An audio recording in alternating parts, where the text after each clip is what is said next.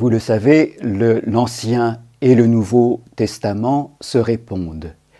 Et souvent, l'Ancien Testament nous est bien utile pour comprendre les enjeux du Nouveau. Nous allons essayer d'appliquer ce principe à l'intelligence de la messe, de l'Eucharistie. Car en effet, les mystères de la messe sont préfigurés par ceux de l'Ancien Testament.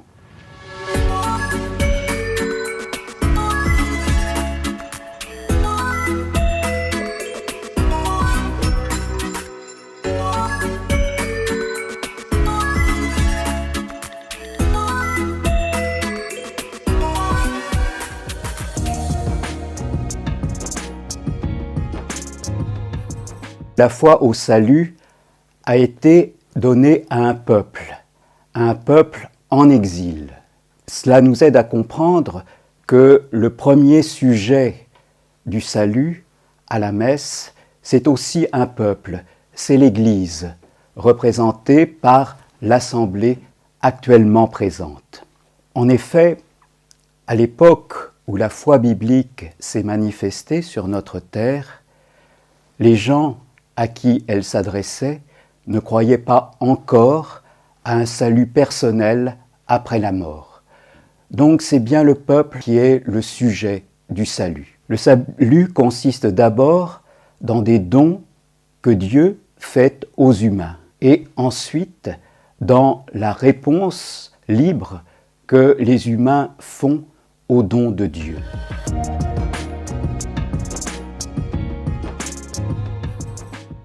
Le premier don que Dieu fait aux humains dans la Bible, c'est sa parole.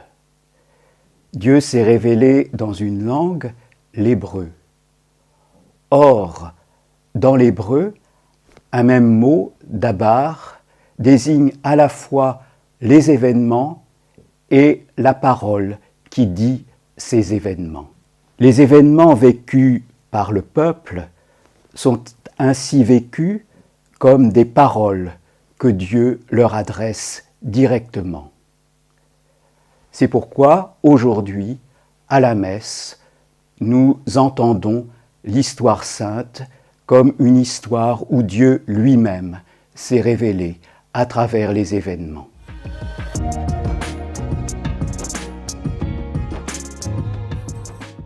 D'ailleurs, la parole de Dieu ne réside pas simplement dans des mots.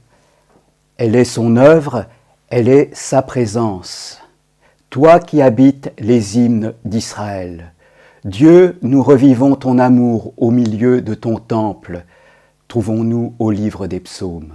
Quand les Juifs sont revenus de leur exil, leur première hâte a été de bâtir un temple où Dieu résiderait parmi eux.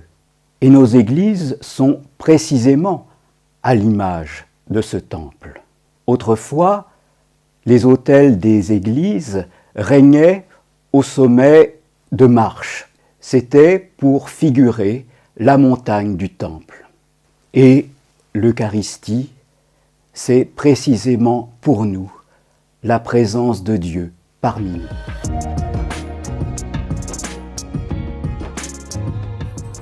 Cette réponse est triple. Elle consiste dans des prières de demande, de supplication. Elle consiste aussi dans des louanges divines et des sacrifices.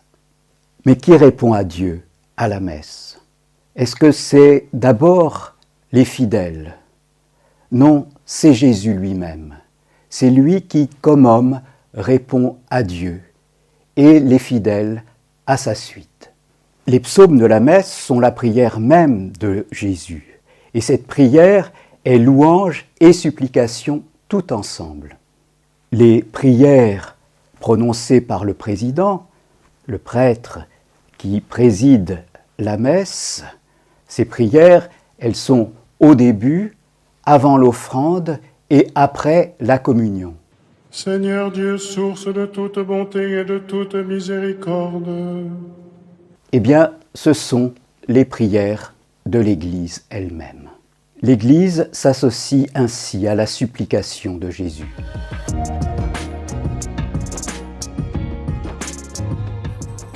L'Ancien Testament distingue 3 types de sacrifices. Le sacrifice pour le péché, le sacrifice holocauste et le sacrifice de communion.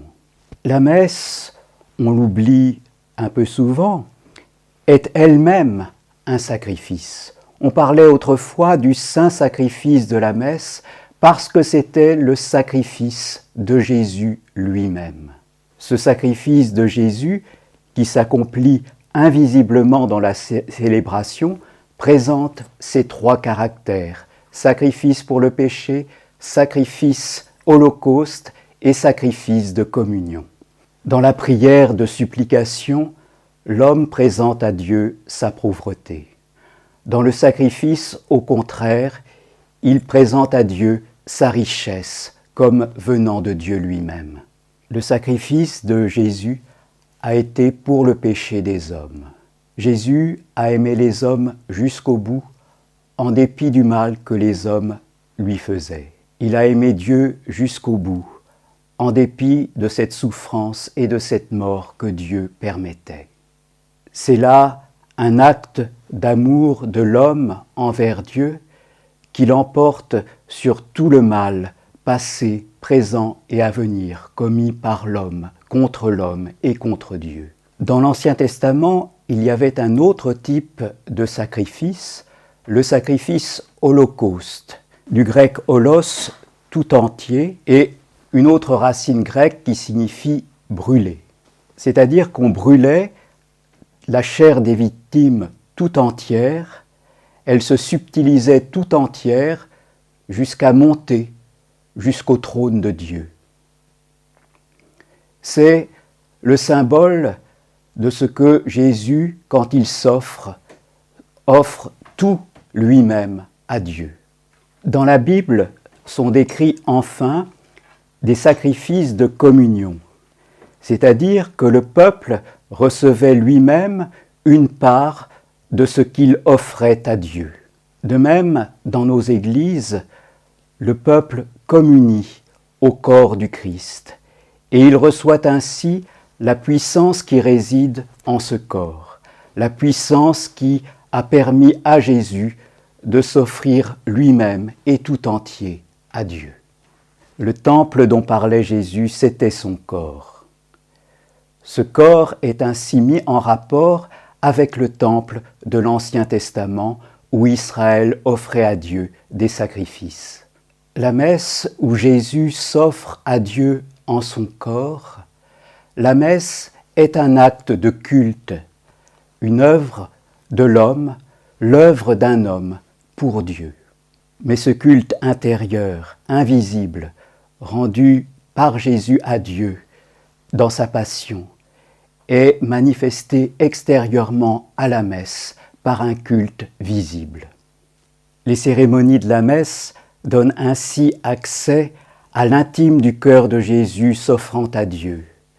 C'est là la source où nous nous abreuvons pour apprendre à vivre pour Dieu, ce qui est le sacrifice véritable.